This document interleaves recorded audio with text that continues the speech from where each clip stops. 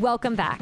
This is Susan again, and in this video, we'll go over a few what-if scenarios that will further demonstrate the security of our VVS Zero Trust voting system.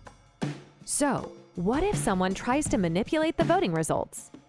Here is Robbie the raccoon. He likes his candidates so much that he is willing to try to put in an extra 100 votes. How does he do this? He steals a box of 100 voting envelopes. He votes with them and then destroys the envelopes afterwards. He does this in the hopes that the vote will still count. But this won't work.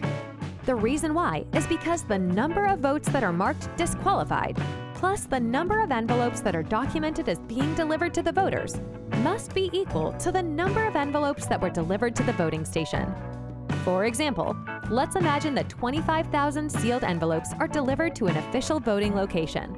In the end, only 24,000 were documented as delivered to the voters.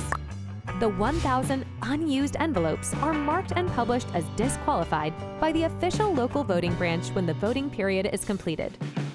These 1,000 unused plus the 24,000 delivered envelopes must equal the 25,000 sealed envelopes that were originally delivered to the voting location. However, since Robbie voted with 100 of the 1,000 unused and undocumented voting envelopes, this would now leave only 900 remaining to be disqualified at the end of the voting period. This won't work, since the 24,000 delivered envelopes plus the disqualified envelopes must always equal the 25,000 that were originally delivered. However, there are now only 900 envelopes remaining to be disqualified. The total now equals only 24,900 instead of 25,000. When this voting information is then published, everyone in this county will know that there was an attempted voting fraud. And Robbie the raccoon fails. But Robbie doesn't give up. This time, Robbie the raccoon sneaks into the voting facility. He steals a box of 100 envelopes. He votes with each one of them. But this time, he returns the envelopes back to the voting facility in the hope that they'll somehow go through as a valid vote. A regular voter comes and gets one of the envelopes that Robbie the raccoon used. After trying to vote, a message appears saying that this voting key was already used.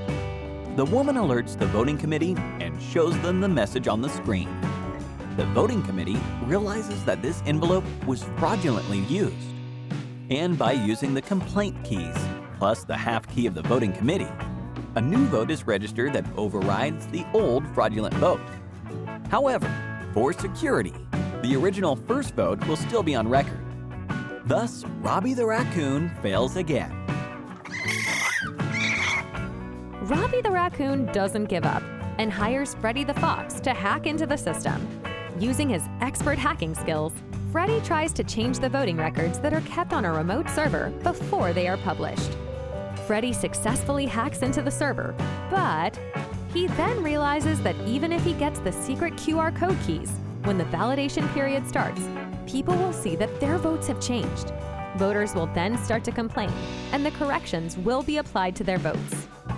If an unusual amount of complaints and corrections are registered and validated, a public notice will go out to the voters of that county, notifying them that there is possible fraud, and everyone will be encouraged to check their vote.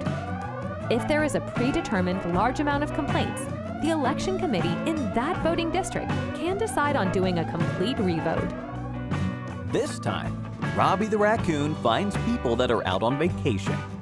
He then creates fake IDs with their names.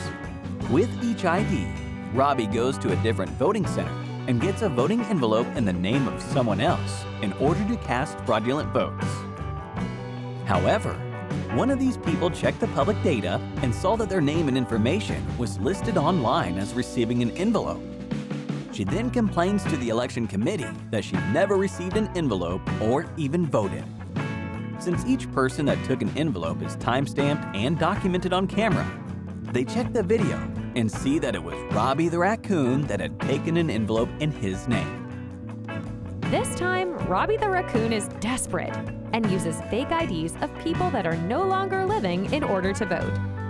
However, as each person that takes an envelope is documented, this becomes public knowledge.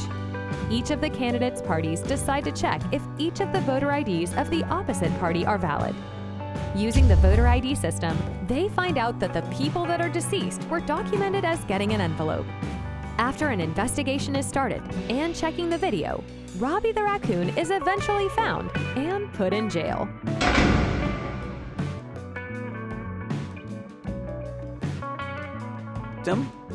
Here are some reasons why.